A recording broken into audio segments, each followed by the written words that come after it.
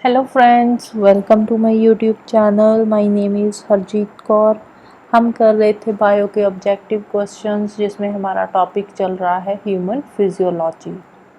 तो अगर आपको इस पर्टिकुलर लेक्चर की पीडीएफ चाहिए तो उसके लिए आप मेरा टेलीग्राम चैनल भी ज्वाइन कर सकते हो, जिसका लिंक आपको नीचे डिस्क्रिप्शन बॉक्स में मिल जाएगा।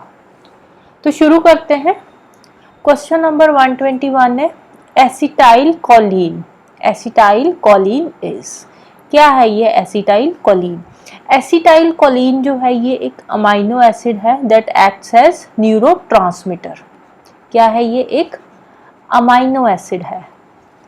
ये एक अमाइनो एसिड है जो एक्ट करता है एज अ न्यूरोट्रांसमीटर, राइट। तो इसका काम क्या है? न्यूरोट्रांसमीटर तो हमने बोल दिया। तो इसका काम है कि एक न्यूरॉन से दूसरे न्यूरॉन की तरफ मैसेज सेंड करना इन आर नर्वस सिस्टम। तो ये नर्वस सिस्टम में होता है। नर्वस सिस्टम में जो मैसेज जाता है एक न्यूरॉन से दूसरे न्यूरॉन की तरफ, तो वो ये उसको मैसेज आगे सेंड करने का ये काम करता है, राइट। तो हमारा आंसर क्या आ जाएगा? आंसर आ जाएगा it is a chemical transmitter. Next है during the production of yoghurt from milk the system is found to produce. जब दूध से हम दही जमाते हैं या योगर्ट बनाते हैं तो उस टाइम पे कौन सा एसिड उस टाइम पे प्रोड्यूस होता है? तो उस टाइम पे प्रोड्यूस होता है लैक्टिक एसिड। कौन सा एसिड प्रोड्यूस होता है? Lactic acid. तो जैसे ही लैक्टिक एसिड बढ़ता है तो वैसे वैसे जो पीएच होता है, दूध का जो पीएच है वो डिक्रीज होता जाता है। दूध का पीएच डिक्रीज होता है। पीएच डिक्रीज होता है तो उससे फिर दूध का आगे क्लॉट बनना शुरू हो जाता है। धीरे धीरे जो दूध है वो कोआगुलेट होना शुरू हो जाता है, राइट। तो उसका क्या बन जाता है? दूध का दही या फिर योगर्ट। नेक्स्ट है match list 1 with list 2। List 1 में दे रखा है सेल टाइप, लिस्ट 2 में उसका फंक्शन हमें बताना है कि कौन से सेल का क्या फंक्शन है। फर्स्ट है आरबीसी। आरबीसी का काम क्या होता है? ऑक्सीजनेशन का, मतलब हमारी बॉडी को ऑक्सीजन प्रोवाइड करना। सेकेंड है न्यूट्रोफिल्स। न्यूट्रोफिल एलर्जी के अगेंस्ट ये एक मैकेनिज्म प्रोड्यूस करता है जो न्यूट्रोफिल्स होते हैं। तो आंसर आ जाएगा मैकेनिज्म ऑफ एलर्जी। ऑसिनोफिल्स, ऑसिनोफिल का काम क्या होता है? इसका काम होता है हमारी इम्यूनिटी को बूस्ट करना। और लास्ट में है प्लेटलेट्स। प्लेटलेट्स हेल्प करते हैं ब्लड क्लॉटिंग में।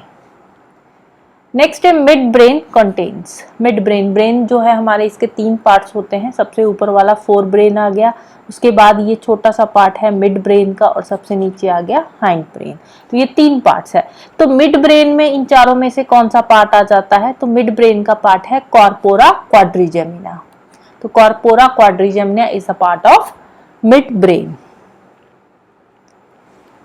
नेक्स्ट है cell process of respiration takes place in. Cell के अंदर जो रेस्पिरेशन का प्रोसेस होता है तो वो कौन से सेल में होता है? सेल जो होता है, सेल के अलग अलग पार्ट होते हैं। प्लांट सेल, एनिमल सेल के बारे में आपने पढ़ा होगा।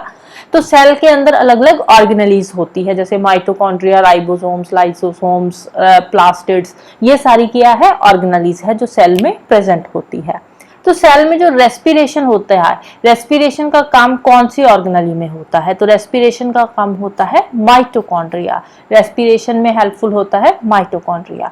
और जो रेस्पिरेशन का प्रोसेस होता है ना, ये 2 फेजेस में होता है। रेस्पिरेशन का प्रोसेस 2 फेजेस में होता है। कौन कौन सी है 2 फेजेस? एक तो इसमें आ जाता है ग्लाइकोलिसिस, दूसरा आ जाता है क्रेब्स साइकिल। एक है ग्लाइकोलिसिस और दूसरा इसमें आ जाता है क्रेब्स साइकिल, राइट। ग्लाइकोलिसिस का जो प्रोसेस है ये होता है साइटोप्लाज्म के अंदर। सेल के कौन से ऑर्गेनेली में होता है? ये साइटोप्लाज्म में होता है। और जो क्रेब्स साइकिल है ये काम करता है माइटोकॉन्ड्रिया में, माइटोकॉन्ड्रिया में, राइट। तो आंसर है हमारा माइटोकॉन्ड्रिया। नेक्स्ट है percentage of oxygen found in the exhaled air. तो हम इनहेल करते हैं, एक्सहेल करते हैं। तो जब हम एक्सहेल करते हैं, ब्रीद आउट करते हैं, तो उस टाइम पे कितना % ऑक्सीजन बाहर आता है? तो उस टाइम पे ऑक्सीजन की परसेंटेज जो हम एक्सहेल करते हैं उसमें ऑक्सीजन की परसेंटेज कितनी होती है?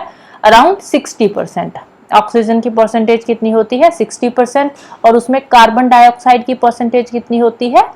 4%। और बाकी अदर गैसेस अदर गैसेस की परसेंटेज इसमें कितनी होती है? 1%। 1% होती है इसमें अदर गैसेस। नेक्स्ट है by the complete oxidation of glucose number of ATP molecules formed. Glucose की जब कंप्लीट ऑक्सीडेशन होती है तो उस टाइम पे नंबर ऑफ एटीपी मॉलिक्यूल्स कितने बनते हैं? तो नंबर ऑफ एटीपी मॉलिक्यूल्स बनते हैं उस टाइम पे 38। नेक्स्ट है rate of breathing in a minute by a man. एक जो हेल्दी ह्यूमन बीइंग होता है उसमें रेट ऑफ ब्रीदिंग कितना होता है? इन अ मिनट, पर मिनट जो ब्रीथ करता है एक हेल्दी मैन वो कितना है? 12 to 20। कितने time breathe in breathe out करते हैं हम? 12 to 20 times. Next, food is converted into energy in which of the cellular organelles of cell.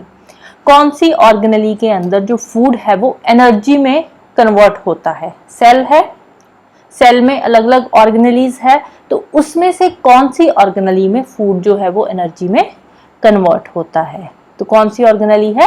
That is mitochondria. Next है complete oxidation of sucrose in presence of oxygen into carbon dioxide, water and energy. किसकी oxidation हो रही है? Sucrose की oxidation हो रही है। किसकी प्रेजेंस में हो रही है? ऑक्सीजन की प्रेजेंस में हो रही है।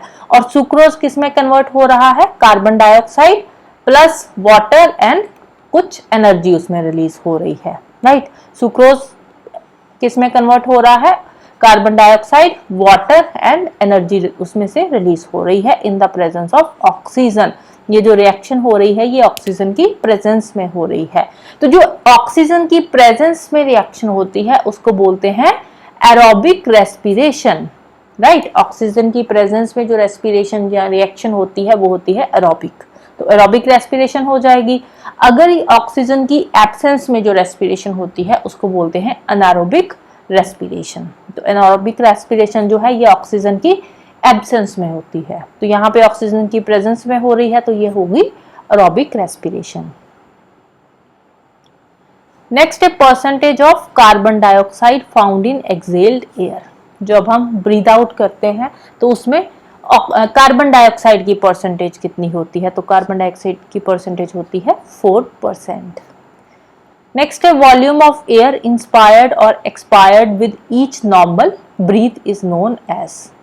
नॉर्मल ब्रीथ जब हम करते हैं तो उसमें से हम ब्रीद इन ब्रीद आउट करते हैं जिसको बोलते हैं एयर इंस्पायर्ड, एयर हमारे अंदर जा रही है और बाहर आ रही है एयर एक्सपायर्ड। तो उस टाइम पे वो जो volume of air inspired expired होता है तो उसके लिए एक टर्म यूज करी जाती है जिसको बोलते हैं टाइडल वॉल्यूम। क्या बोलते हैं इसको? Tidal volume. नेक्स्ट है विच of the following is formed during Krebs cycle. जो क्रेब्स साइकिल का प्रोसेस होता है उसमें जो एंड प्रोडक्ट होता है वो कौन सा होता है? तो वो बनता है सिट्रिक एसिड। एंड प्रोडक्ट कौन सा बनता है? Citric acid. इसीलिए जो क्रेब्स साइकिल है इसको और क्या बोला जाता है? इसको सिट्रिक एसिड साइकिल भी बोला जाता है। क्या बोलते हैं? सिट्रिक एसिड साइकिल भी इसको बोलते हैं। नेक्स्ट है and product of anaerobic respiration. अब जो अनारोबिक रेस्पिरेशन होती है it took place in the absence of oxygen. तो ये ऑक्सीजन की एब्सेंस में होती है, in the absence of oxygen. तो ये होती है ऑक्सीजन की एब्सेंस में। तो इसमें जो एंड प्रोडक्ट बनता है, एंड प्रोडक्ट कौन सा होता है? एंड प्रोडक्ट इसमें निकलता है carbon dioxide and water. Next, if a 17-year-old male has still not undergone the changes of puberty, he is likely to the deficient of। अब 17-year-old male है, अभी तक उसमें प्यूबर्टी नहीं आई। प्यूबर्टी क्या होता है? प्यूबर्टी होता है एडोलेसेंट आना, एडोलेसेंट की कंडीशन होना, मतलब कि इसमें कुछ फिजिकल चेंजेस होती है, कुछ हार्मोनल चेंजेस होती है। तो इसमें क्या है? इसमें जो चाइल्ड होता है वो आगे अडल्टहुड में आ जाता है आफ्टर अटेनिंग प्यूबर्टी। यूजली जो प्यूबर्टी का एज होती है वो 13-14 ईयर्स की होती है, लेकिन यहाँ पे इन्होंने कंडीशन दी है कि 17-year-old मेल है लेकिन स्टिल उसमें कोई भी प्यूबर्टी की चेंजेस नहीं हो रही, ना उसमें कुछ फिजिकल चेंजेस हो रही है ना उसमें कुछ हार्मोनल चेंजेस हो रही है। क्यों? किस चीज की डेफिशिएंसी है? तो उसमें डेफिशिएंसी है टेस्टोस्टेरॉन की डेफिशिएंसी की वजह से जो प्यूबर्टी है उसकी चेंजेस उसमें जो है फिजिकली दिखाई नहीं दे रही। फिजिकल चेंजेस क्या होता है लड़कों में, जैसे मुस्टैचेस वगैरह आना, वो होती है फिजिकल चेंजेस। तो प्यूबर्टी अटेन हो गई लेकिन फिजिकल चेंजेस नहीं आ रही उसमें, तो इट मीन्स कि उसमें किस चीज की डेफिशिएंसी है, टेस्टोस्टेरॉन की डेफिशिएंसी है। नेक्स्ट है match list 1 with list 2। List 1 में ग्लैंड का नाम दे रखा है और लिस्ट 2 में कौन सा हार्मोन वहां से रिलीज होता है, सिक्रीट होता है। तो फर्स्ट है पैनक्रियाज। तो पैनक्रियाज में कौन सा हार्मोन सिक्रीट करता है पैनक्रियाज, इसमें होता है ग्लूकागन। सेकंड है पिट्यूटरी ग्लैंड, इसमें थायराइड स्टिमुलेटिंग हार्मोन्स होते हैं। थर्ड है एड्रीनल, इसमें कॉर्टिसोल आ जाएंगे। और फोर्थ है किडनी, किडनी में कौन से हार्मोन्स होते हैं, रेनिन। नेक्स्ट है एमनियोसेंटेसिस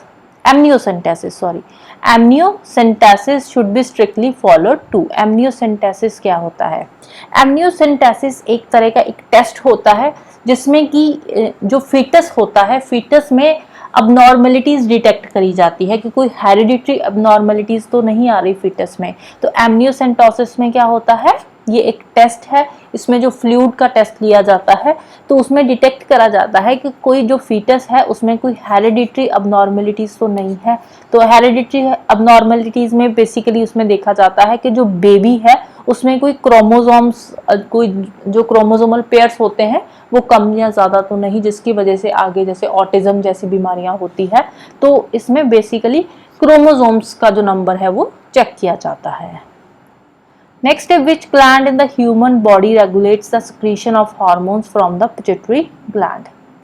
पिट्यूटरी ग्लैंड से जो हार्मोन्स सिक्रीट होते हैं उसको हमारी बॉडी की कौन सी ग्लैंड है जो उसको रेगुलेट करती है, तो उसका नाम है हाइपोथैलेमस ग्लैंड। कौन सी ग्लैंड इसको रेगुलेट करती है, हाइपोथैलेमस ग्लैंड। नेक्स्ट है the old and worn out red blood corpuscles are destroyed in. Old and worn out जो रेड ब्लड कॉर्पसल्स होते हैं, आरबीसीज होते हैं, वो स्प्लीन में जाकर डिस्ट्रॉय हो जाते हैं, जिसको बोलते हैं graveyard of the RBC. Next है pick out the correct match. First है एग यॉक। एग यॉक में प्रोटीन होता है और फैट भी होता है, फर्स्ट वाला ही करेक्ट मैच है।